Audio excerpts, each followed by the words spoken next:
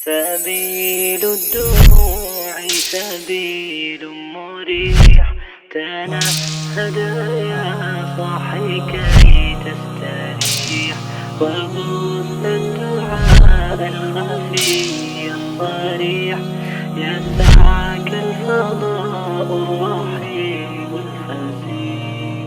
بسم اللہ الرحمن الرحیم. علم النحو کے 5ویں باب فعل کے اعراب کے سبق نمبر 2 میں خوش آمدید.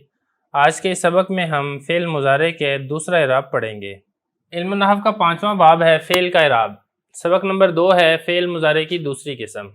دیکھیں میں آپ کو یہ والی بات بتا چکا ہوں کہ تمام افعال میں سے صرف ایک فعل مضارع ہے جو کہ معرب ہے، اس کے اوپر اعراب آتا ہے. ایک یہ والی بات بھی میں آپ کو بتا چکا ہوں. دوسرا میں نے آپ کو یہ بتایا تھا کہ فعل مضارع کا اعراب رفع نصب اور جزم ہوگا، رفع نصب اور جر نہیں ہوگا. دو باتیں. تیسری بات میں نے آپ کو یہ بتائی تھی کہ فعل مضارع کا جو اعراب ہے وہ کل 4 قسموں کے اندر تقسیم ہوگا. جتنے بھی فعل مضارع ہیں وہ ان 4 قسموں سے باہر نہیں ہوں گے. اعراب یہ 3 ہی آئیں گے، رفع آئے گا، نصب آئے گا، جزم آئے گا. البتہ جو اس کو ظاہر کرنے کا، جو اس کو ایکسپلین کرنے کا، جو اس کو پریزنٹ کرنے کا طریقہ ہوگا وہ تمام کے اندر مختلف ہوگا. پہلی قسم ہم نے پڑھ لی تھی جس میں ہم نے پڑھا تھا مفرد کا اعراب، صحیح کا اعراب جو کہ ضمیر بارز مرفوع سے خالی ہو. آج کے سبق میں ہم نے دوسری قسم پڑھنی ہے.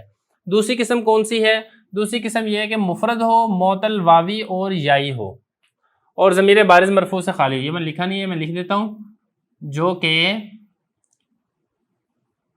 ضمیر بارز مرفوع سے خالی ہو. اچھا اس میں یہاں پر یہ دیکھنا ہے کہ پہلا لفظ لکھا ہے مفرد. یہ سیغے وہی 5 ہی ہیں، واحد مذکر غائب، واحد مؤنث غائب، واحد مذکر مخاطب، واحد متکلم اور جمع متکلم. یہاں پر ایک سوال یہاں پر یہ پیدا ہو سکتا ہے کہ باقی جو 4 سیغے ہیں وہ تو مفرد ہیں، لیکن جو جمع متکلم ہے وہ تو جمع کا سیغہ، اس کو مفرد کے اندر کیوں شمار کیا ہے؟ تو دیکھیں لفظوں کے اعتبار سے وہ مفرد ہی ہوتا ہے. جو مفرد کے 4 حروف ہوتے ہیں وہ جمع متکلم کے بھی وہ 4 حروف ہی ہوتے ہیں. معنی کے اعتبار سے جمع ہوتا ہے. ہمارا جو یہاں پہ کلام کرنے کا مقصد ہے وہ مقصد یہ ہے کہ لفظوں کے اعتبار سے وہ مفرد ہی ہے، لہذا اس کو ہم مفرد ہی میں شمار کریں گے. تو یہ تو ہو گیا مفرد. یعنی جو 14 سیغے تھے فعل مضارع کے جو کہ آپ نے پچھلے سبق کے اندر بھی آپ نے پڑھ لیے تھے، ان میں سے جو 5 سیغے ہیں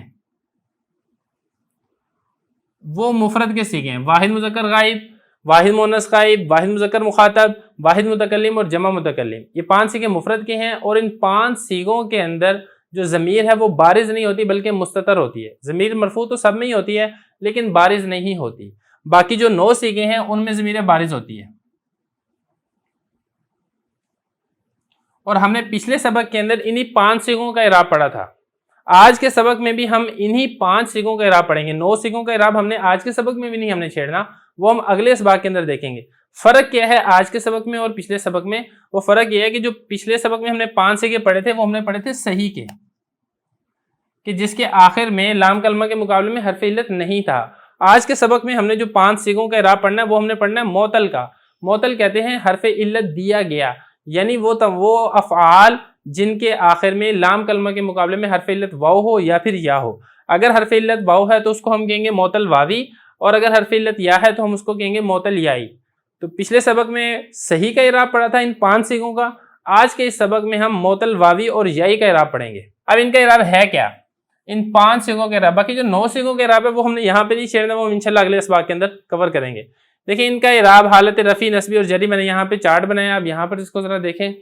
حالت رفع اس میں ہوگی ضمہ تقدیری کے ساتھ، یعنی ضمہ تو ہوگا لیکن لفظوں کے اندر موجود نہیں ہوگا، جیسے کہ آپ کو یہاں پر نظر آ رہا ہے یغزو یرمی.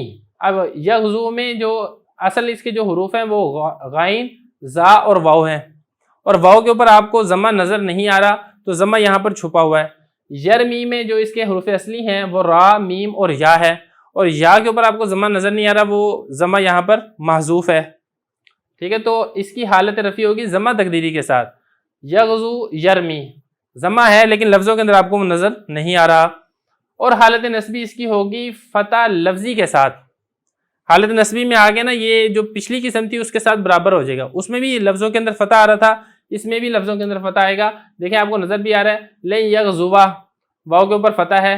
یہ ہے گیا معتل واوی. یہ مثالیں ہیں دونوں معتل واوی کی، بلکہ تینوں مثالیں معتل واوی کی ہیں، اور یہ مثالیں ہیں معتل یائی کی. کہ معتل واوی جس کے لام کلمہ کے مقابلے میں حرف علت واو ہو، اور یہاں پہ آپ کو نظر آ رہا ہے یہ واو ہے، یہاں پر بھی ایسے ہی واو ہے، یہاں پر بھی، خیر یہاں پر تو حذف ہے تو یہ میں یہاں پر آؤں گا بتا دوں گا.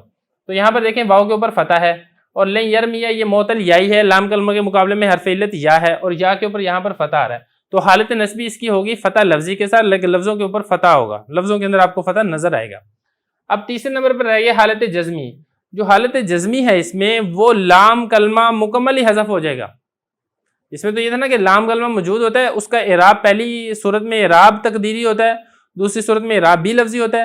اس میں لام کلمہ ہی آپ نے اڑا دینا ہے. کیسے؟ لم یغزو. دیکھیں میں آپ کو بتا چکا تھا کہ اس کے حرف اصلی جو ہیں غائن, زا اور واو تھے. جب اس کے اوپر جزم لم جازمہ داخل ہوا تو حالت جزمی ان 5 صیغوں میں کیسے ہوگی کہ آخر سے آپ واو کو ہی حذف کر دیں گے, آپ اس کو پڑھیں گے لم یغزو. اور لم یرمی میں بھی ایسے ہی, آخر میں جو یا تھی حرف علت یا تھی, آپ نے اس یا کو ہی حذف کر دیا اور آپ نے اس کو پڑھ دیا لم یرمی. یہ تو واحد مذکر غائب ہے نا, اس کے علاوہ اگر واحد مونث غائب ہو تب بھی یہی اعراب ہوگا. واحد مونث غائب میں کیسے ہوگا؟ یغزو ہے نا, تو واحد مونث غائب ہے تغزو, وہ کیسے ہوگا؟ تغزو ترمی. لن تغزو لن ترمیہ, لم تغزو لم ترمی. واحد متکلم میں بھی ایسے ہوگا. واحد متکلم میں کیا اعراب ہوگا؟ وہ شروع میں اس کے حمزہ ہوتا ہے تو ہم اس کو پڑھیں گے اغزو ارمی. لن اغزو لن ارمیہ, اور لام کلمہ حذف کر کے ہم پڑھیں گے لم اغزو لم ارمی. تو کہنے کا مقصد یہ ہے کہ یہ تو صرف ایک لفظ کی مثال لکھی, ان کے بدلے میں جو 5 الفاظ ہیں ان 5 میں سے آپ کسی بھی لفظ کی مثال لے سکتے ہیں, اور معلوم کی بھی آپ مثال لے سکتے ہیں, مجہول کی بھی آپ مثال لے سکتے ہیں. تو یہ اعراب کی دوسری قسم تھی جس میں ہم نے معطل واوی اور معطل یائی کے جو پہلے 5 صیغے ہیں, یعنی جو مفرد کے صیغے لفظوں کے اندر, اس کا ہم نے اعراب پڑھ لیا ہے. باقی جو 9 صیغے رہتے ہیں وہ صحیح کے بھی رہتے ہیں, وہ معطل کے بھی رہتے ہیں, وہ ہم انشاءاللہ اگلے اسباق کے اندر کور کریں گے.